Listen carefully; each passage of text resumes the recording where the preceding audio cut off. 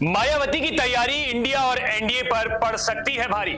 जी हां, मायावती इस बार full action mode में है।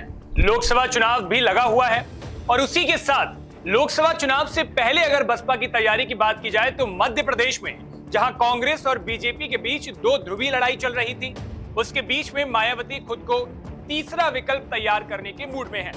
अब मध्य प्रदेश में विधानसभा चुनाव हुए, राजनीतिक पंडित बताने लगे हैं कि लगभग 2 दर्जन सीटों पर मायावती कांग्रेस और बीजेपी का खेल बिगाड़ सकती हैं।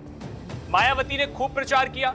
राजस्थान में अभी विधानसभा चुनाव होने हैं, वहां भी वो लगातार जनसभाएं कर रही हैं, वहां भी वो पहुंच रही हैं। उसी के साथ उन्हें जैसे ही इन विधानसभा चुनावों से थोड़ा भी वक्त मिलता है, मायावती लोकसभा चुनाव की तैयारियों में लग जाती हैं। इस बार मायावती ने साफ मना कर दिया है कि ना तो वो एनडीए गठबंधन के साथ जा रही है, ना ही वो इंडिया गठबंधन के साथ जा रही है।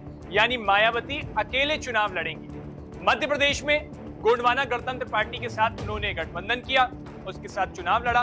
गोंडवाना गणतंत्र पार्टी का आदिवासी बहुल इलाकों में अच्छा खासा प्रभाव है और मायावती का अपने काडर में अच्छा खासा उनका वोट बैंक मध्य प्रदेश में है और इस बार तो उनका जनाधार बताया जा रहा है कि कुछ बढ़ सकता है, कई सीटों पर वो खेल बिगाड़ सकती है। मायावती को जैसे ही वक्त मिलता है तो वो उत्तर प्रदेश के प्रभारियों के साथ मीटिंग कर लेती है।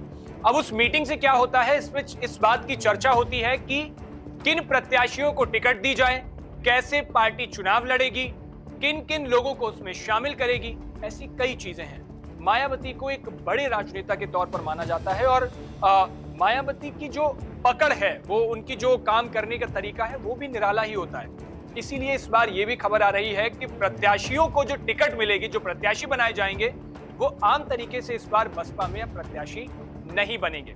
ये बताएंगे कि कैसे नहीं बनेंगे, लेकिन पिछला आंकड़ा आप अगर देखो 2019 का, जब मायावती ने समाजवादी पार्टी के साथ मिलकर चुनाव लड़ा था, उस वक्त 80 सीटों पर चुनाव हुआ था, जिसमें 64 सीटें भाजपा गठबंधन के पास गई थी, 10 सीटें बसपा के पास आई, 5 से समाजवादी पार्टी गई और उसी के साथ एक लोकसभा सीट जो थी वो कांग्रेस के खाते में गई।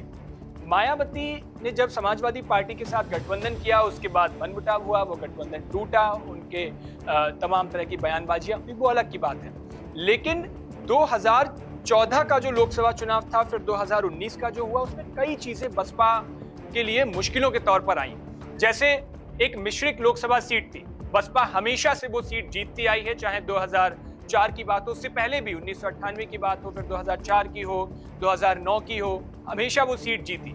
लेकिन 2014 में मोदी लहर में मिश्रित लोकसभा सीट बसपा हार गई। उसके बाद 2019 में चुनाव हुए, फिर वो सीट हारी, वो भी मोदी लहर की वजह से, तब बीजेपी की तगड़ी लहर थी उस वक्त। तो बसपा ने वो सीट अपने हाथों से गंवाई। अब इस बार बसपा की प्लानिंग क्या है, वो आरक्षित जो 17 सीटें होती हैं, उन पर अपनी पूरी नजर गड़ाए हुए हैं, पूरी तैयारी में है।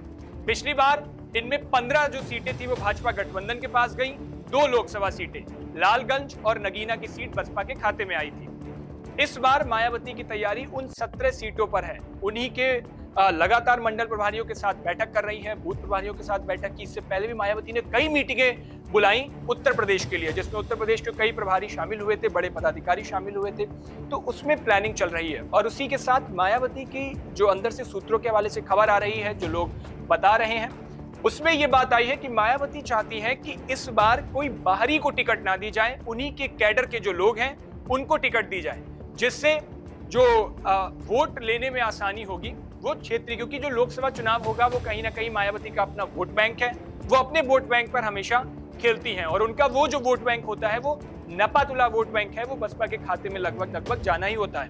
हालांकि इस बार इंडिया गठबंधन के लोग भी और उसी के साथ एनडीए भी उसके वोट बैंक में सेंध लगाने की तैयारी में है। लेकिन ये बात तय होगी कि बसपा अगर बहुत कड़ी जीत हासिल नहीं कर पाएगी तो टक्कर तो कड़ी देगी ही, ये बात स्पष्ट तौर पर है। तो इस बार बसपा की जो प्लानिंग है उसके मुताबिक वो अपने कैडर से लोगों को टिकट देने की तैयारी में है, किसी भी बाहरी को ऐसी टिकट नहीं दी जाएगी। 17 जो आरक्षित सीटें हैं, उन सीटों पर मायावती की पूरी पैनी नजर है। उन सभी सीटों पर पूरी मजबूती के साथ मायावती अपने प्रत्याशियों को न सिर्फ उतारेंगी, बल्कि उनके हो सकता है चुनाव प्रचार में भी जाएं, उनके लिए प्रचार भी करें और दमदारी के साथ मैदान में उतरकर चुनाव लड़ें। क्योंकि इंडिया गठबंधन में लगातार आप उत्तर प्रदेश में देखो तो अजय राय और अखिलेश यादव के बीच बयानबाजी, समाजवादी पार्टी और कांग्रेस के बीच तल्खी बढ़ी है, जिसमें दोनों लोग 80-80 सीटों पर अपनी तैयारी बता चुके हैं। तो ऐसे में कहीं ना कहीं वो फायदा क्योंकि जनता एकदम से एकजुट नहीं हो पाएगी, कार्यकर्ता एकदम से कांग्रेस और सपा के एकजुट नहीं हो पाएंगे।